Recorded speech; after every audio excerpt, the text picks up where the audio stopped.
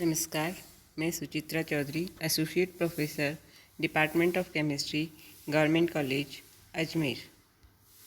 आज की इस लेक्चर के अंतर्गत हम बीएससी पार्ट थर्ड में metal ligand bonding in transition metal complexes unit के अंतर्गत crystal field splitting in different geometry complexes का अध्ययन करेंगे। पूर्व लेक्चर के अंतर्गत हमने डी ऑर्बिटल्स की स्ट्रक्चर और क्रिस्टल फील्ड थ्योरी के मेन पोस्टुलेट्स के बारे में अध्ययन किया था। Now we will study about what is crystal field splitting. We can see here in these points that in free metal ion all d orbitals are degenerate। हम जानते हैं कि जब मेटल आयन फ्री स्टेट में होता है उसके पांचों डी ऑर्बिटल्स डीजनरेट समान एनर्जी लेवल के होते हैं। But when ligands get attached and are uniformly distributed their energy gets higher. लेकिन जब वो लिगेंड्स के कांटेक्ट में आता है और लिगेंड एक यूनिफॉर्म अरेंजमेंट में होते हैं, स्फेरिकल अरेंजमेंट में उसकी तरफ आ रहे होते हैं, तो सभी डी ऑर्बिटल्स की एनर्जी हायर हो जाती है। If the ligands are oriented in a particular geometry, then the degeneracy get removed and the d orbital split into two groups। और जैसे ही लिगेंड्स एक निश्चित ज्योमेट्री में उसकी तरफ बढ़ने लग जाते हैं, अर्थात लिगेंड्स और नज़दीक आते हैं और एक ज्योमेट्री में अरेंज होने लग जाते हैं, तो डी ऑर्बिटल्स में डीजेनरेसी जो होती है वो समाप्त हो जाती है और डी ऑर्बिटल्स स्प्लिट हो जाते हैं दो सेट्स में, जिसे हम Eg और T2G के द्वारा इंडिकेट करते हैं। The Eg group consist of dz² and dx²y²।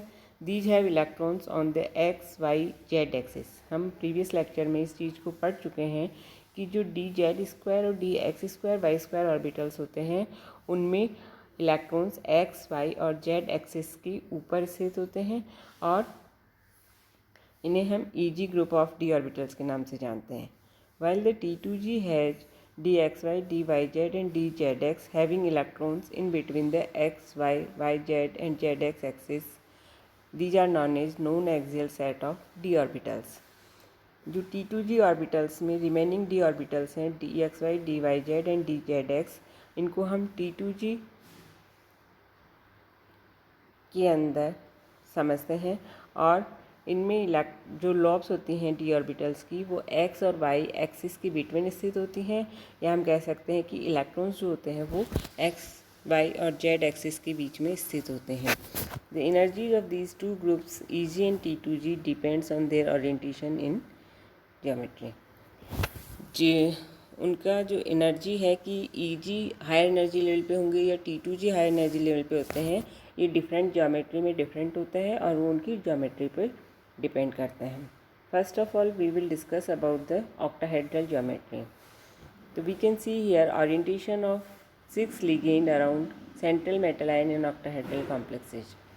Octahedral complexes में मेटल 6 लिगेंड्स के द्वारा घिरा हुआ होता है। इस पिक्चर में हम देख सकते हैं सेंटर में मेटल आयन है और ये एल के द्वारा लिखे हुए ऑल 6 आर द लिगेंड्स। हम यहाँ पे देख सकते हैं कि लिगेंड्स जो हैं वो एक्स, वाई और जेड एक्सिस के द्वारा मेटल की तरफ बढ़ रहे हैं। इस पिक्चर में हम और क्लियर करते हैं, ये dz² ऑर्बिटल है जिसमें हमने प्रीवियस क्लास में भी हम पढ़ चुके हैं कि dz² में लॉब्स जेड एक्सिस पे स्थित होती हैं और इसके चारों तरफ इलेक्ट्रॉन्स का एक सर्कल भी रहता है। ऑर्बिटल जो लिगेंड्स हैं वो हम बता ही चुके हैं, ऑक्टाहेड्रल में जेड, वाई और एक्स एक्सिस के अलोंग मूव करते हैं मेटल की तरफ। तो ये जेड एक्सिस के अलोंग आने वाले लिगेंड्स के इलेक्ट्रॉन और जेड एक्सिस पर स्थित डी ऑर्बिटल में जो इलेक्ट्रॉन्स हैं उनके मध्य रिपल्शन बढ़ जाएगा। इसी तरह से इस पिक्चर में हम देख सकते हैं dx² और dx²y² ऑर्बिटल जिसकी लॉब्स एक्स और वाई एक्सिस के ऊपर स्थित हैं और इन्हीं एक्सिस की तरफ से लिगेंड इनकी तरफ मूव कर रहा है। तो लिगेंड के इलेक्ट्रॉन और डी ऑर्बिटल के इलेक्ट्रॉन में डायरेक्ट कांटेक्ट हो रहा है, तो रिपल्शन यहाँ पे इन दोनों ही ऑर्बिटल्स में रिपल्शन ज़्यादा होगा। इसी तरह से हम देख सकते हैं dxy, dxz एंड dyz इनके अंदर हम देखें तो जो डी ऑर्बिटल्स की लोब हैं वो दो एक्सिस के मध्य में स्थित हैं। जैसे कि डी एक्स वाई ऑर्बिटल, यहाँ पे डी ऑर्बिटल की लोब एक्स और वाई ऑर्बिटल के मध्य स्थित है, और डी एक्स जेड में lobes D x Z axis के मध्य स्थित है। इसी तरह से डी वाई जेड में लॉब्स जो हैं वो वाई और जेड एक्सिस के मध्य स्थित है। लिगेंड्स का मूवमेंट ऑन द एक्सिस हो रहा है, जबकि डी ऑर्बिटल की लॉब्स बिटवीन द एक्सिस हैं, अर्थात डायरेक्ट कांटेक्ट नहीं हो पा रहा है इलेक्ट्रॉन्स में, तो इसलिए यहाँ पे रिपल्शन बजाय कि d z square d x square y square की तुलना में इन तीनों ऑर्बिटल्स में डी इलेक्ट्रॉन और लिगेंड इलेक्ट्रॉन के बीच में रिपल्सन कम होगा, तो इनका एनर्जी लेवल कम होगा। तो इस आधार पे हम splitting of D orbitals in octahedral complexes यदि देखते हैं तो कुछ इस तरह से होगा। ये फ्री आयन है, इसका एनर्जी लेवल यहाँ पर है। जैसे ही लिगेंड्स इसकी तरफ मूव करने लगते हैं, एक स्फेरिकल फील्ड में लिगेंड्स डी ऑर्बिट मेटल की तरफ मूव कर रहे हैं, तो सभी मेटल के सभी डी ऑर्बिटल्स की एनर्जी लेवल इंक्रीज होगा इक्वल में, डीजेनरेसी को मेंटेन करते हुए। तो इसको हम higher energy level due to effect of ligands की वजह से बता सकते हैं। जैसे ही लिगेंड्स और नज़दीक आते हैं, एक ज्योमेट्री में अरेंज हो जाते हैं, या हम कहीं ऑक्टाहेड्रल ज्योमेट्री में अरेंज हो जाते हैं, तो स्प्लिट डी ऑर्बिटल्स की स्प्लिटिंग होती है। और अभी हमने आपको बताया कि d x y y z और जेड एक्स जो ऑर्बिटल्स हैं उनमें रिपल्सन कम हो रहा है, तो उनकी एनर्जी लेवल कम होगा, तो ये लोअर एनर्जी लेवल पे आ जाएंगे। और जो डी जेड स्क्वायर और d x square y square orbitals हैं, इनमें डायरेक्ट कॉन्टेक्ट में आ रहे हैं डी इलेक्ट्रॉन और लिगेंड इलेक्ट्रॉन, तो यहाँ पे रिपल्शन ज़्यादा होने की वजह से एनर्जी हाई हो जाएगी। इस तरह से डी ऑर्बिटल्स की स्प्लिटिंग लोअर एनर्जी लेवल पे T2G और हायर एनर्जी लेवल पे EG के रूप में होगी। और इस सेंटर को हम बैरी सेंटर के नाम से जानते हैं।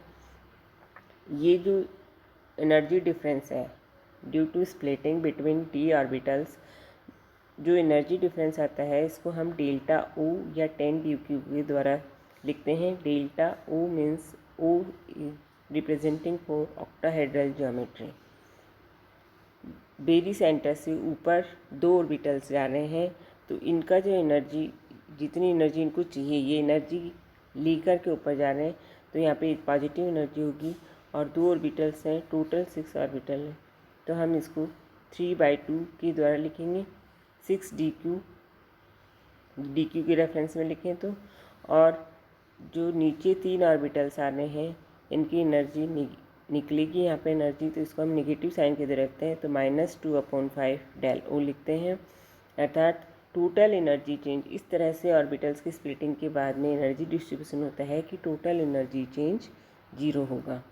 तो इसको हम कह सकते हैं crystal field splitting of D orbitals in an octahedral field. इसको हम डेल O या 10dq के द्वारा रिप्रेजेंट करते हैं। T2G जो लोअर एनर्जी लेवल पे हैं, triply degenerate set of orbitals at centrosymmetric, and EG are known as doubly degenerate and possess a center of symmetry. G here means G-rayed or U means un-G-rayed. यदि हम यहाँ पर देखें crystal field effect of octahedral complexes, तो हम इसमें देख सकते हैं कि splitting of D orbitals in an octahedral field, ये फ्री मेटल आयन है ये। और जब स्फेरिकल फील्ड में लिगेंड इसकी तरफ मूव कर रहे हैं, तो increase the energy of all 5 D orbitals, here no splitting. Example Ml6 लिया, for example hexa aqua ion है, degenerate same energy set of 5 D orbitals. जैसे ही लिगेंड्स और नज़दीक आते हैं और एक निश्चित ज्योमेट्री में अरेंज हो पा रहे हैं, ऑक्टाहेड्रल ज्योमेट्री है, यहाँ पे हम डार्क सर्किल के द्वारा लिगेंड को रिप्रेजेंट कर रहे हैं। तो ऑक्टाहेड्रल फील्ड में जब लिगेंड इसकी तरफ मूव करते हैं, तो डी ऑर्बिटल्स में स्प्लिटिंग हो जाती है। EG orbitals as we know are directly facing the ligands, here more repulsion and they got at higher energy level. T2G orbitals are not directly facing the ligands, so less repulsion and they got lower energy level. Here we can see this in diagram. Now we can discuss the crystal field splitting in the tetrahedral geometry. Tetrahedral geometry में 4 ligands होते हैं. Orientation of 4 ligands around central metal ion in the tetrahedral complexes. इस diagram में हम tetrahedral geometry को इस तरह से देख सकते हैं कि यदि किसी क्यूब के सेंटर में मेटल आयन हो तो क्यूब के अल्टरनेट कॉर्नर्स पर लिगेंड्स को सिचुएटेड मान सकते हैं. तो ये जो ज्योमेट्री प्राप्त होगी इसको हम टेट्राहेड्रल ज्योमेट्री कहते हैं. Ligands do not point directly any of the D orbital of the metal. इस डायग्राम में हम देख सकते हैं कि जो लिगेंड्स मेटल की तरफ मूव कर रहे हैं वो डायरेक्टली डी ऑर्बिटल्स की तरफ नहीं आ रहे, क्योंकि डी ऑर्बिटल्स की लॉब या तो डी एक्सिस के ऊपर स्थित होती है या बिटवीन द एक्सिस होती है. तो यहाँ पे हम देख सकते हैं this one is z axis, this one is x axis and this one is y axis.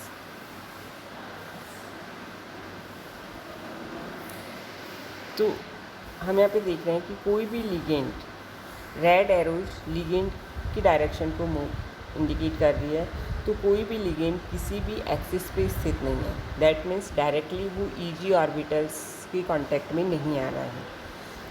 Again जो T2G ऑर्बिटल्स हैं वो बिटवीन द एक्सिस होते हैं, बट इनकी एग्जैक्टली लिगेंड से हम देख सकते हैं कि exact position between the axis भी नहीं है, लेकिन they are closer in compared to EG orbital. Ligands are closer to T2G orbital in compared to EG orbitals, but they are not in directly in contact, as we can see in octahedral geometry where EG orbitals are direct in contact with ligand orbitals. तो इस तरह से यहाँ पर D orbitals की splitting just opposite होगी, जैसा कि हमने ऑक्टाहेड्रल में पढ़ा था. यहाँ पर हम क्या देखते हैं कि T2G ऑर्बिटल्स ज़्यादा नज़दीक हैं लिगेंड्स के, तो वो हायर एनर्जी लेवल पे चले जाएंगे, और EG ऑर्बिटल्स जो ऑन द एक्सिस हैं, जिनकी लॉब्स ऑन द एक्सिस हैं, उनका कांटेक्ट डायरेक्ट नहीं हो पाता है लिगेंड से, तो रिपल्सन कम होगा, तो उनका एनर्जी कम होगा, तो they are on lower energy state.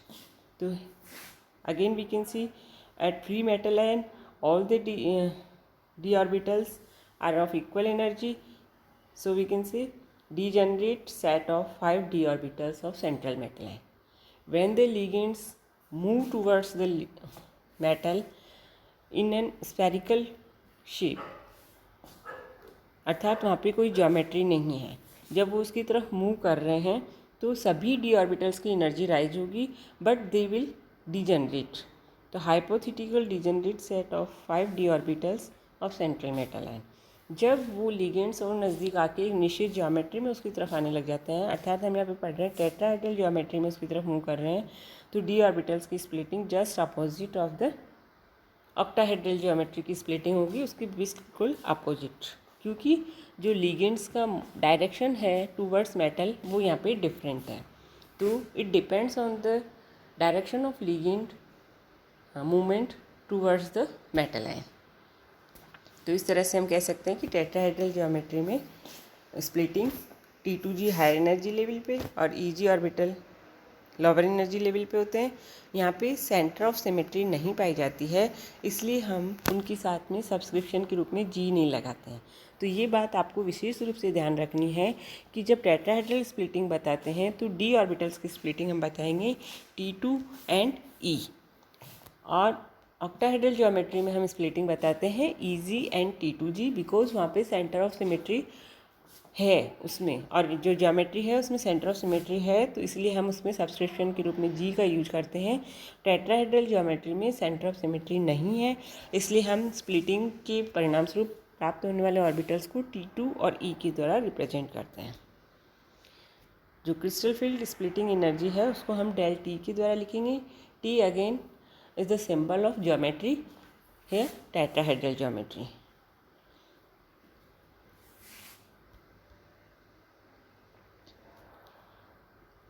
अभी हमने ऑक्टाहेड्रल और टेट्राहेड्रल दोनों में स्प्लिटिंग ऑफ डी ऑर्बिटल्स का सेपरेटली स्टडी किया है.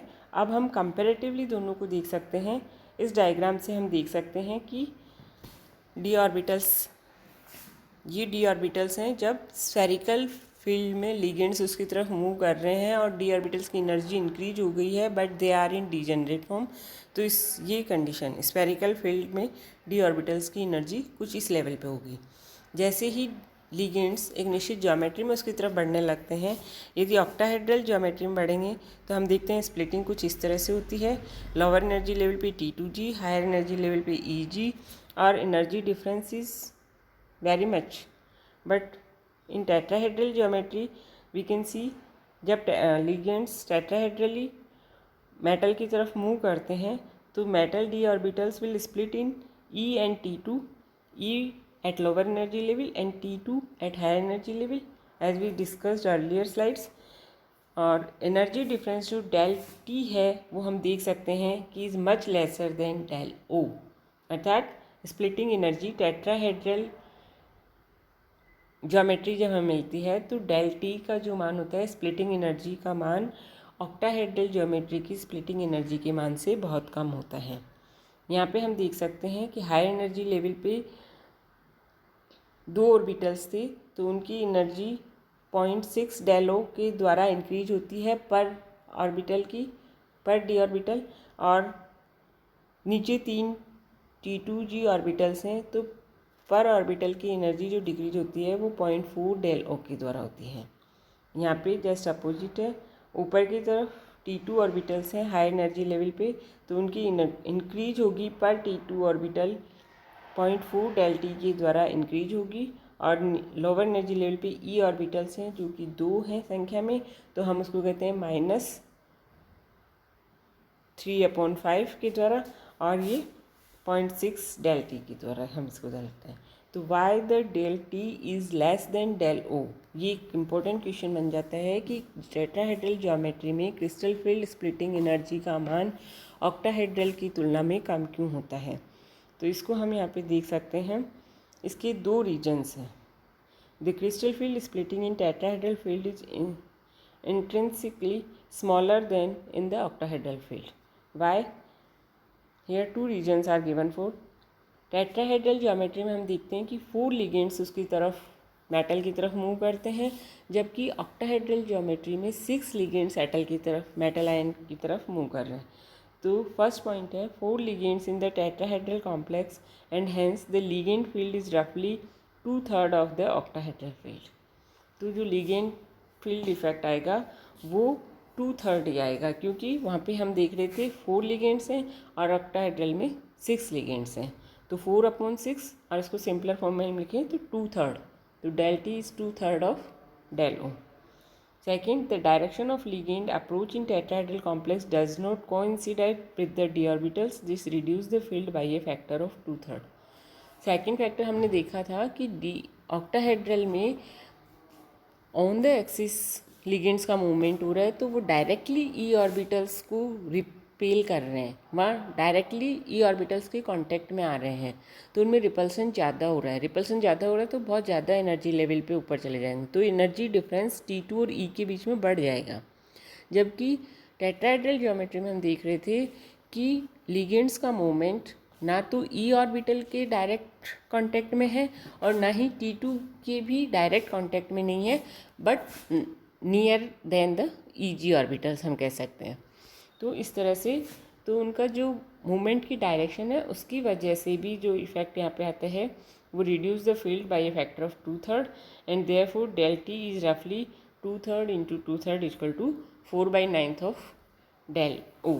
तो इस तरह से टेट्राहेड्रल ज्योमेट्री में क्रिस्टल फील्ड स्प्लिटिंग का मान ऑक्टाहेड्रल कॉम्प्लेक्सेस की स्प्लिटिंग एनर्जी के मान की तुलना में जस्ट हाफ होता है। इसको हम यहाँ पर देख सकते हैं।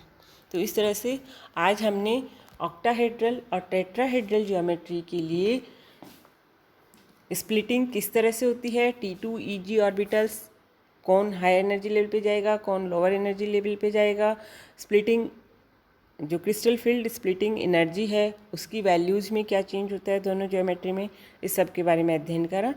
नेक्स्ट क्लास में हम पढ़ेंगे crystal field splitting energy for